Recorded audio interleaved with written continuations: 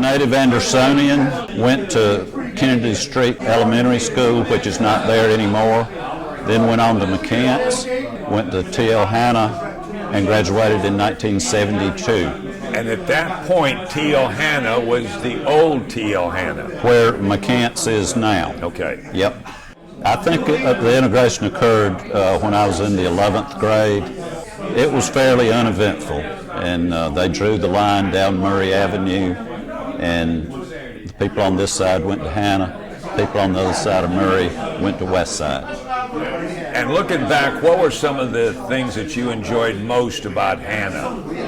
I was on the newspaper staff one year with my good friend Richard Shirley, the late Richard Shirley.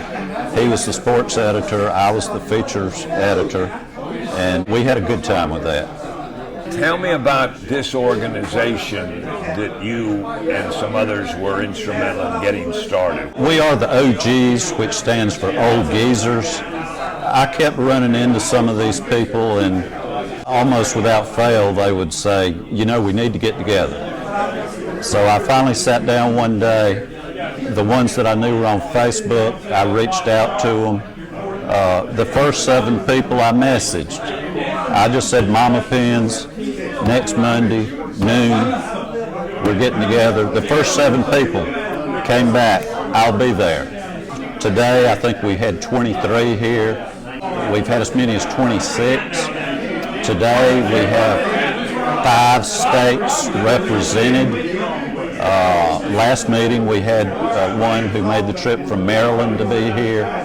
These are people that graduated in 1972 from all 3 high schools in Anderson County. That's correct. Hanna, Westside, and McDuffie. Right. And as a matter of fact, one of our county councilmen, Glenn Davis, graduated from McDuffie, and he's been with us. We have a couple from Georgia here every time, a couple from North Carolina. So and then we've got others that come from Greenwood, Spartanburg, Columbia. They come a good distance to be here with us. I think they enjoy finding out what everybody's been up to. Just, you know, getting to see each other. You know, 70 years old, you do kind of look around for things to do. And everybody enjoys this. When I was at Hanna, of course it was the old Hanna. Right. Did football and track, and you know we came real close to winning the state championship. And who was the quarterback? That year was Whitfield. Probably one of the largest games that I always was the most excited about is when we upset Wade Hampton over in Greenville. Buck Thompson kicked a field goal and we won 3-0.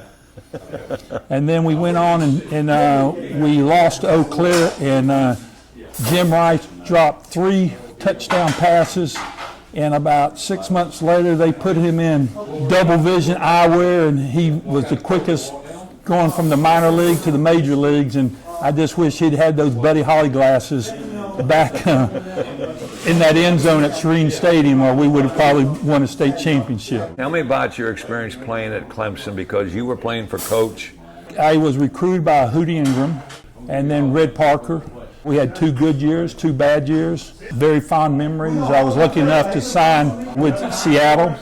I got cut, one of the last people to be cut at Seattle. I came back, was a graduate assistant for 1 season. It was back then the assistant coaches didn't make what they made now. And then the next year I tried to go back to Dallas, and Dallas moved me an offensive guard, and the rest is history. I just mentally I wasn't prepared for that to do, so I decided to get into the business world. The conditioning and the strength is what really makes the difference.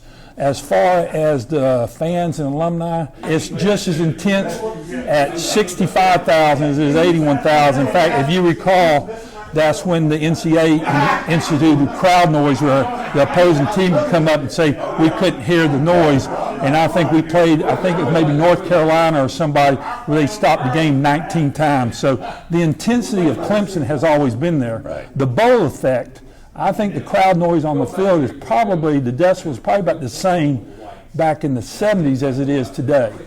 This is still what I call home. I mean, I'm a Texan by birth, but I tell people Anderson is a fabulous. I try to get by. I've got several very close friends C.H. Duckworth and I probably talk 2 times a day, at least once a day, and he keeps me abreast on stuff that's going on. But you know, this community is a very fantastic community. I love it, and so to me it's important to try to get back up here.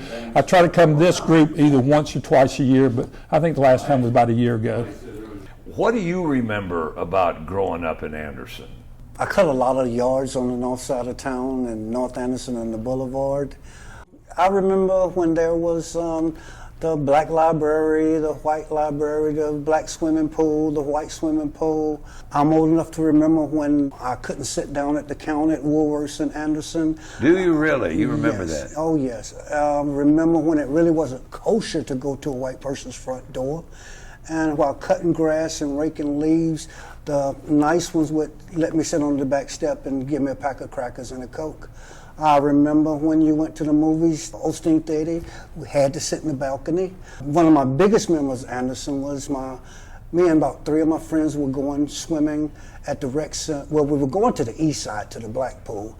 My grandmama comes out and asks my friends where we were going. We said we were going to the swimming pool. She said, well, why are you going all the way across town when there's a pool right down the street?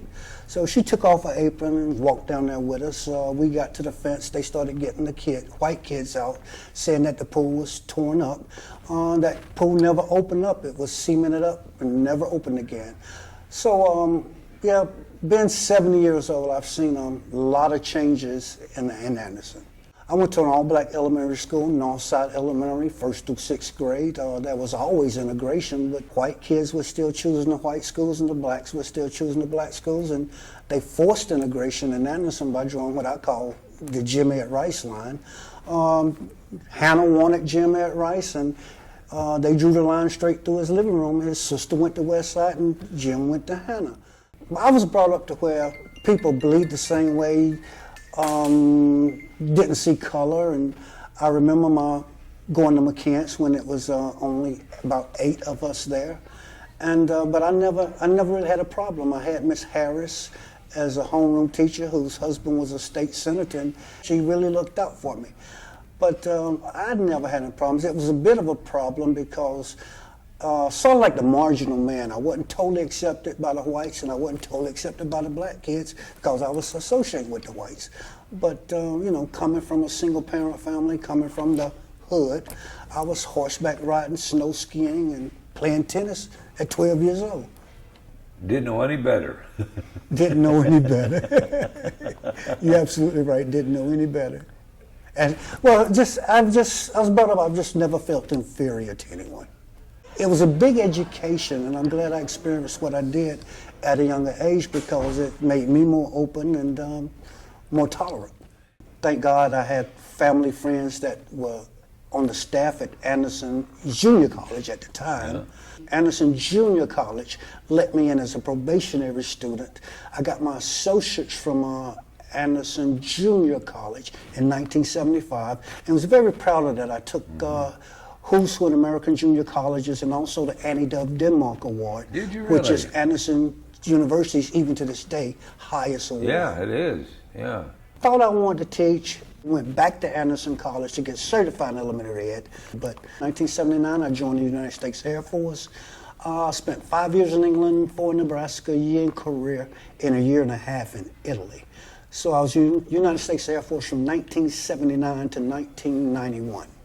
And tell me about becoming part of this OG's 1972 crowd.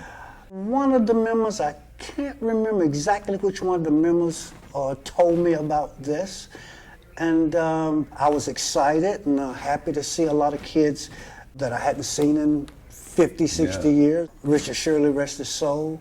Lynn Martin, Gigi Galloway. I mean, in fact, Richard Shirley gave me my first loan ever for a 83 Audi. Okay.